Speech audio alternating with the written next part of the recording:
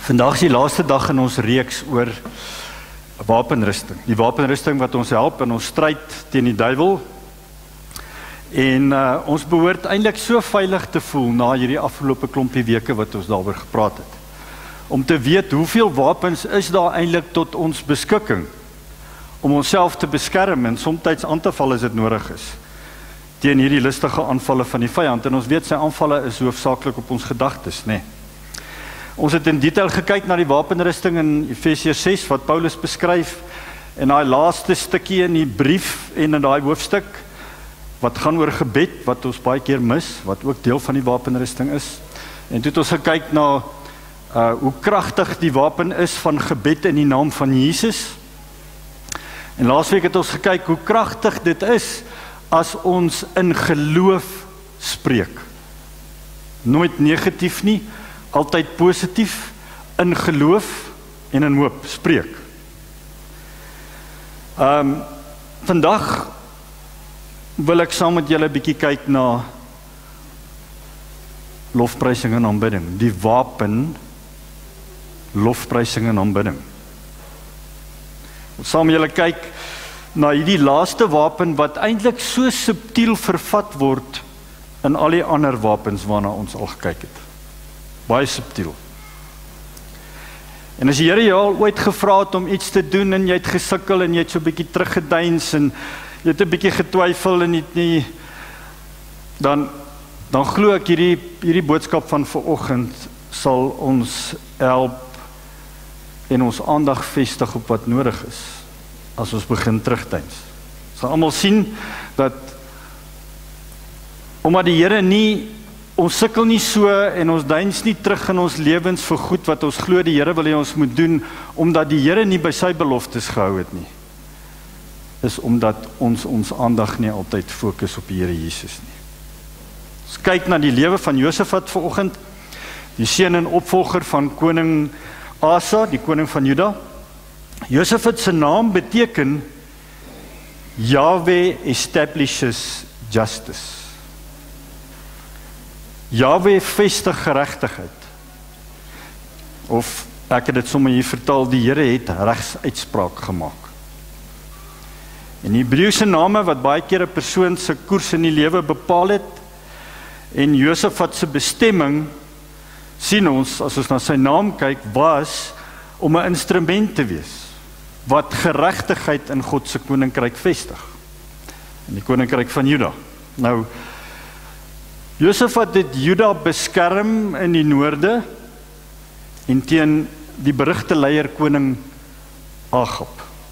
Hy was ingestel daarop om afgodsdiens uit te roei in die hele koninkryk van Juda, en hy was daarop ingestel om net te doen wat reg was in die oë van die Here. 2 Kronieke 17, vers 7 tot 9 staan daar, en in die 3de jaar van sy regering het hy van sy beste amptenare uitgestuur om oral in die stede van Juda onderrig te gee. Daar was leviete en priesters wat dit gedoen het, hy het 'n hele klompie mense uitgestuur, hulle het onderrig gegee in Juda, hulle het die wetboek van die Here saamgeneem en die ronde gedoen in al die stede van Juda en die volk in die wet onderrig. Nou as gevolg van hierdie aksies het hy 'n groot mate van vrede en voorspoed belewe en die Here het die mense geseën. Maar ons almal weet dat wanneer jy ernstig raak oor die dinge van die Here en wanneer jy wil doen wat reg is in die oë van die Here en wanneer jy fokus daarop, dit waarvoor jy geroep is, daai roeping wat jy lankal al besef en jy sukkel so mee daarmee en jy begin daarop fokus, dan weet ons almal goed genoeg. Dit is gewoonlik tye wat ons bietjie teenstand ervaar, want ons weet die duiwel hou nie daarvan dat ons op ons roeping fokus nie.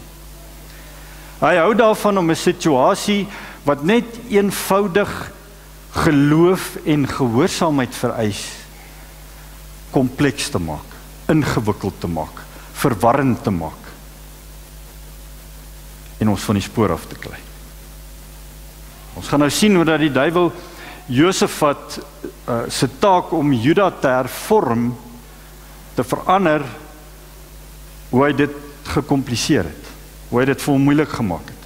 Ons gaan ook sien hoe dat dit vir Josafat moontlik was om in hierdie omstandighede, in hierdie verwarring en twyfel, om dit te oorkom. en om uiteindelik 'n nederlaag te voorkom. Ons gaan sien, gelowiges kan vas staan teen die duiwel en sy geestelike aanvalle in ons lewens. Kyk na 4 maniere wat ons die vyand kan oorwin deur ons aanbidding. In die eerste een, 2 Kronieke 20, vers 1 tot 4. Later het die Moabiete en die Ammoniete en saam met hulle 'n groep, en dis baie belangrik, onthou, Moabiete en Ammoniete, en 'n hele groep Meuniete, 'n veldtog teen Josafat begin. Josafat het berig gekry. 'n Groot menigte van oorkant die dooie see van Edom af het teen u opgetrek. Vers 3, Josafat was bang en het by die Here hulp gesoek. Hy het 'n vasdag in die hele Judea uitgeroep en die Judeërs het bymekaar gekom om die hulp van die Here te vra. Uit al die stede van Juda het hulle gekom om die Here se hulp te vra. Die eerste belangrike sleutel in ons aanbidding om die aanvalle van die duiwel af te weer is om die Here te soek. Om die Here te soek. Josafat het gedoen wat reg was in die oë van die Here en hy het mense uitgestuur om lering te gee in die woord van God en om alle afgodsdienste te stop. En dadelik was die moeilikheid op pad vir hom. Die Bybel sê nie vir ons prompt uit dat dit die duiwel was wat hier met sy schemes en goed gekom het nie, maar ons weet genoeg om te weet dat dit hy was wat hier agter was. Hy probeer altyd die Here se planne verongeluk deur sy pogings om ons as gelowiges vreesagtig en twyfelagtig te maak.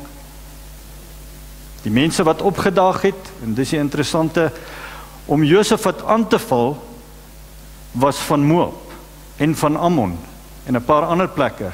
En in vers 10 sien ons, hulle was juis die mense gewees wat die Israeliete oorgeslaan het in hulle uittog uit Egipte op pad na Kanaan. Hulle het hulle nie aangeval nie.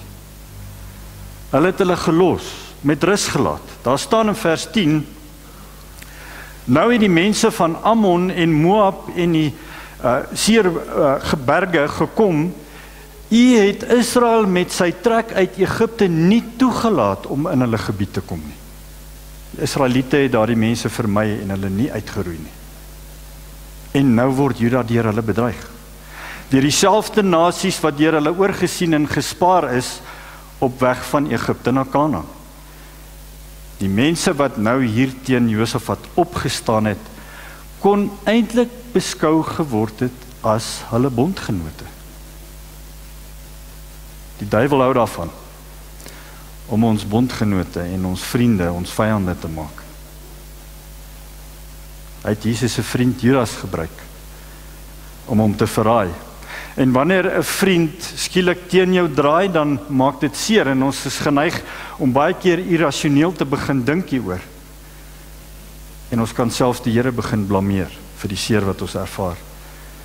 Gebeur maklik dat ons die Here versaak in die roeping wat ons van hom ontvang het. Die Here het 'n spesifieke taak vir Josafat gehad. Maar toe die duiwel hom laat twyfel om hierdie taak te laat vaar. Die duiwel gebruik maklik twyfel om ons goddelike roeping te verydel.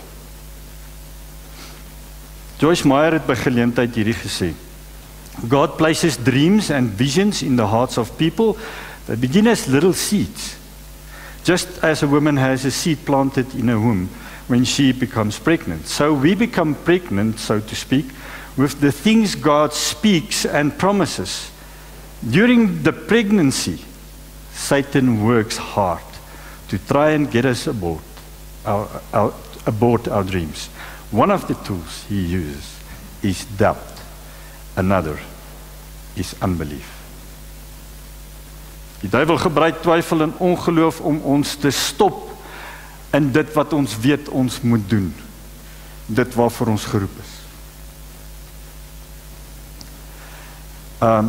Animal Planet het 'n program gebeeldsaai oor 'n verwagtende, kom ek sê dan nou maar vir die boere se onthaalwe, 'n dragtige pandabeer sonder 'n klou. Die beer het getwyfel of sy sou kon sorg vir haar welpies. So haar liggaam het natuurlik elke keer wanneer sy dragtig was, geaborteer. En dis wat die duiwel in ons gedagtes doen. Hy sal ons oortuig dat ons onbevoeg is om die Here se opdragte vir ons uit te voer in die wêreld.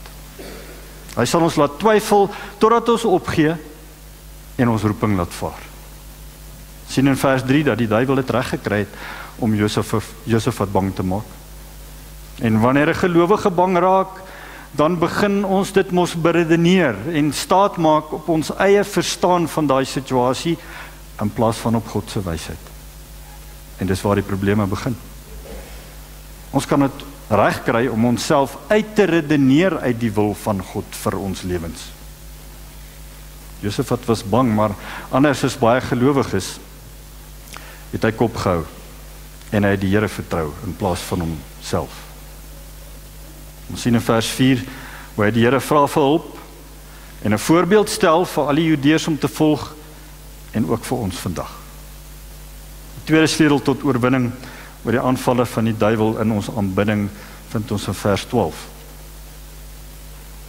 Ons God, dis 'n vraag wat hy vra. Hy sê, ons God, sal U hulle nie straf nie? Sal U hulle nie asseblief straf nie? Want ons het nie die krag om hierdie groot menigte wat teen ons optrek te weerstaan. Ons weet nie wat om te doen nie. Ons oë is op U gerig. So die tweede sleutel is om ons swakheid te erken en om te erken dat God sterk is. Hy kan. Die Here wil ons natuurlik verlos van die bose en die duiwelse planne met ons, maar hy kan dit net doen as ons hom toelaat om beheer te neem oor ons situasies. Totdat ons die leiersels oorgee aan hom. Ons moet gewillig wees om beheer oor te gee aan hom. Ons hou mos maar daarvan om alles self te kan uitsorteer. Ons moet soos Josafat nederig erken dat ons nie oor alles beheer het nie. Soos die Engelsman sê, let go and let God. Ons logiese en realistiese denke en pogings is net nie altyd die oplossing vir hierdie verdrukking en swaar wat ons in ons lewens ervaar. Die Here se gratis aanbod, sy gratis geskenk, die Here se genade sal net in werking tree wanneer ons sy aangesig en sy leiding soek. Charles Ryrie gee 'n voorbeeld van hoe genade in ons lewens werk en ek het dit nou bietjie vertaal en aangepas vir ons konteks, maar dit kom daarop neer. Hy sê, as jy vir 'n persoon R10 aanbied, terwyl jy weet hierdie persoon eintlik R100 nodig het, en hierdie persoon weier om jou R10 te aanvaar, omdat dit waarskynlik vir hom te min is, dan sal jy ongetwyfeld sy weiering om daai R10 te aanvaar sien as genoeg rede om hom nie meer te gee nie. Aan die ander kant, as die man die R10 met blymoedigheid en met dankbaarheid sou aanvaar, sou jy waarskynlik vir hom meer aangebied het. Dis hoe die Here se geskenke van genade in ons lewe werk.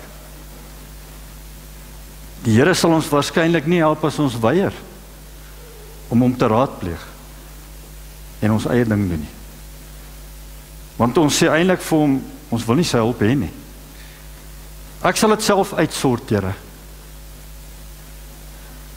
As ons egter uitreik na die Here, dan wys ons mos vir hom dat ons afhanklikheid van hom erken. En hy sal sekerlik tussen beide tree om ons te help. En dan het ons natuurlik ook nodig om te bely dat dit nie ons geveg is nie. Onthou, hier is 'n geestelike geveg. In die geestelike riem. 2 Kronieke 20, vers 13 tot 17. Ek lees van vers 15 hier. Hy sê, luister mense van Juda, inwoners van Jerusalem en koning Asafat. Dit is 'n profetiese woord wat hulle ontvang. So sê die Here vir julle, moenie vrees nie, moenie bang wees vir hierdie groot menigte nie, want hierdie oorlog is nie 'n saak vir julle nie. Moenie vrees nie, moenie bang wees vir hierdie groot menigte nie, want hierdie oorlog is nie 'n saak vir julle nie, maar vir God. Vers 17, julle hoef nie te veg nie.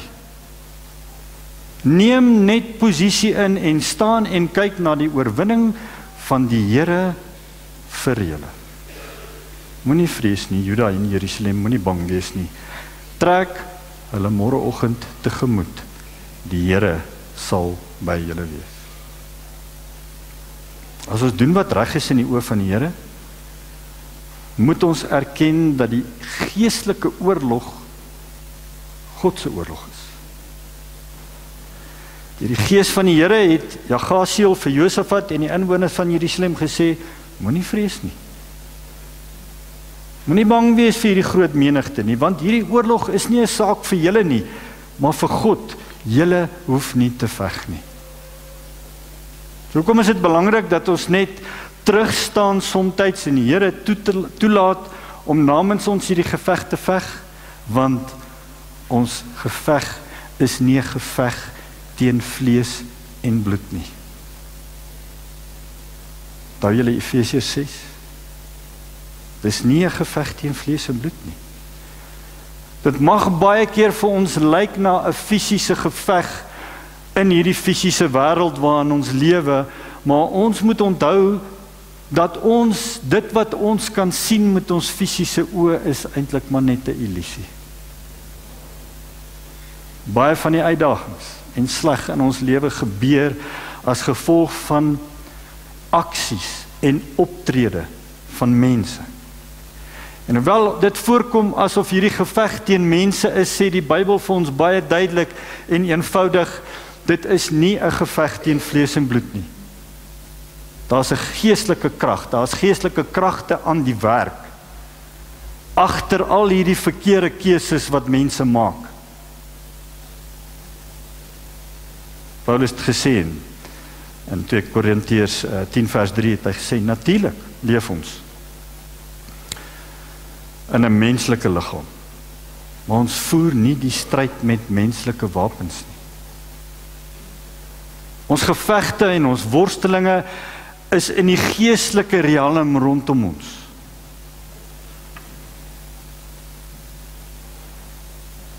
Ons het 'n geestelike wese nodig as ons helper.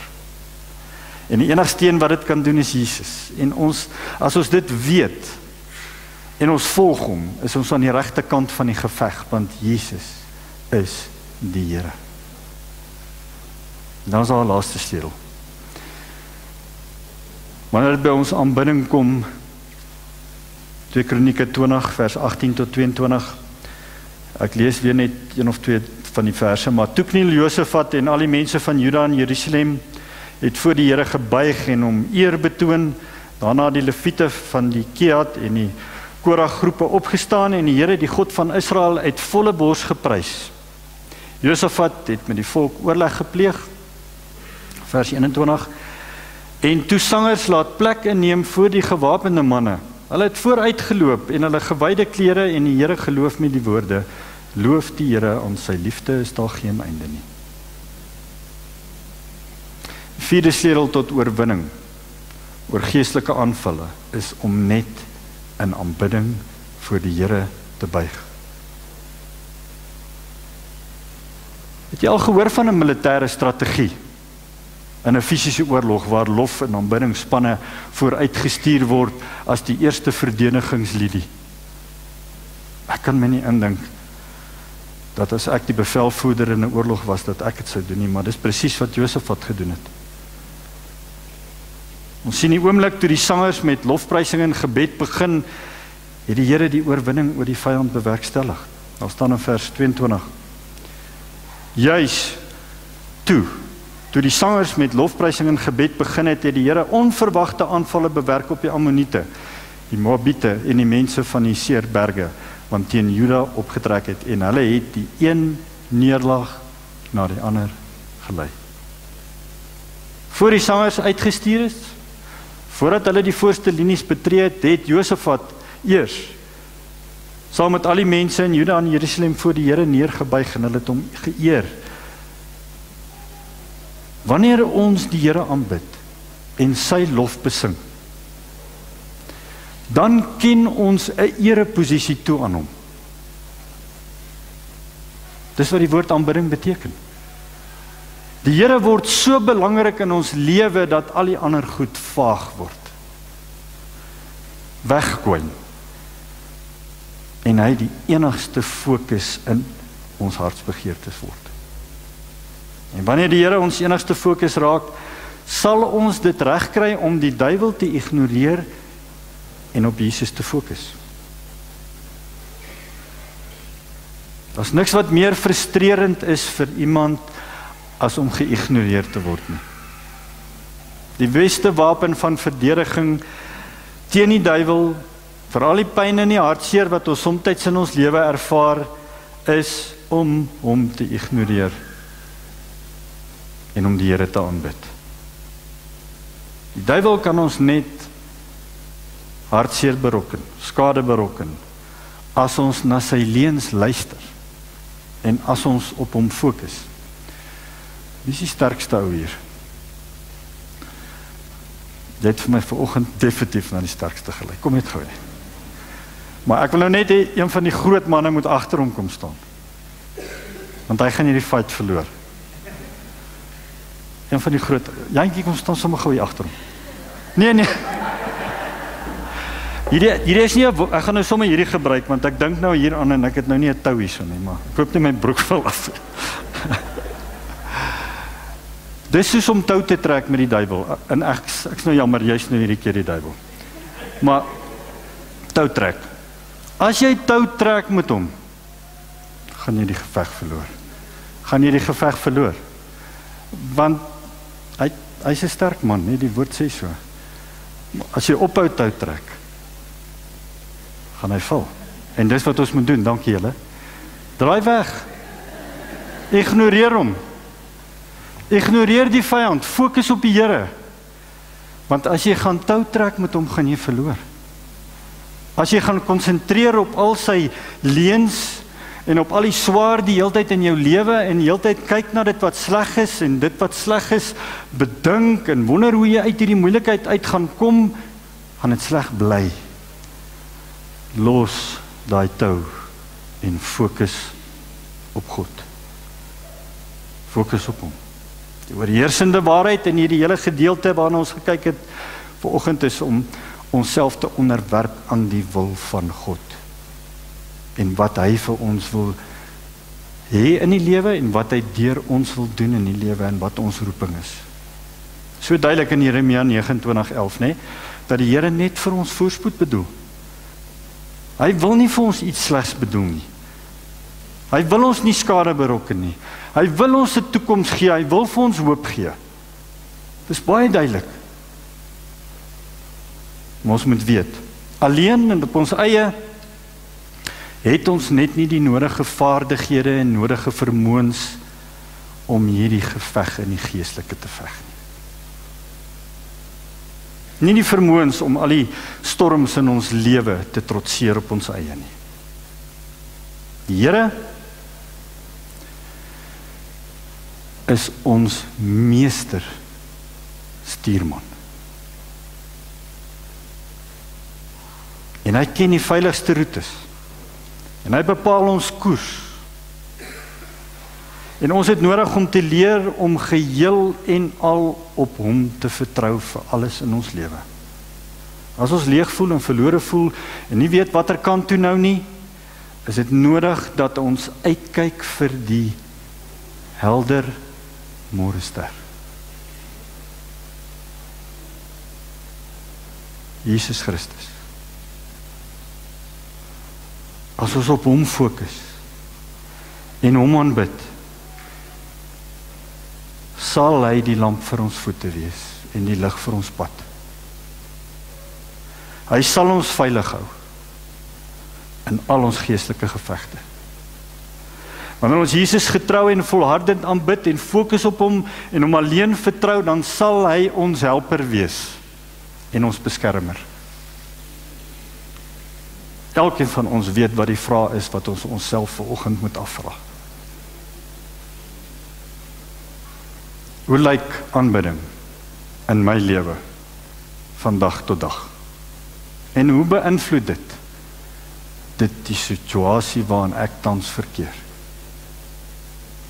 En jou antwoord sal jou help om aanpassings te begin maak in jou lewe as dit nodig is. Ek vertrou dat die Here vir elkeen van ons genadig sal wees in ons aanbiddingslewe en dat dit die kragtigste wapen sal word teen die aanvalle van die vyand. Amen.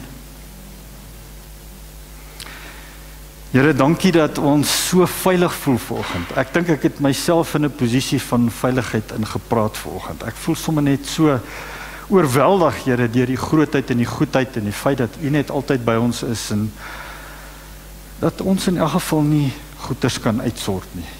Net U kan. Here, ons is so bevoorreg.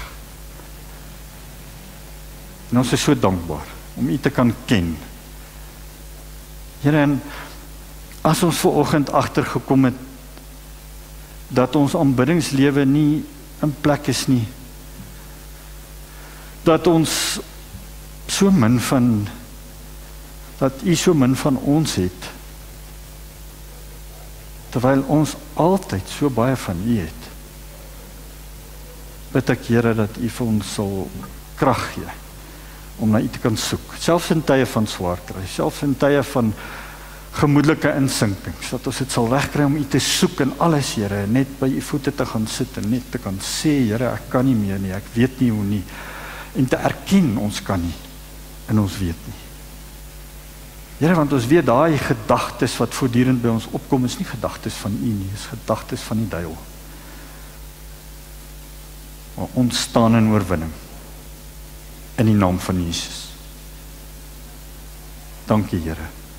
Dankie vir U woord oor die afgelope paar weke. Help ons asseblief, Here, om hierdie wapens op te neem, sodat ons in ons roeping kan voortstap in oorwinning. Ons eer U, Here, in die naam van Jesus. Amen.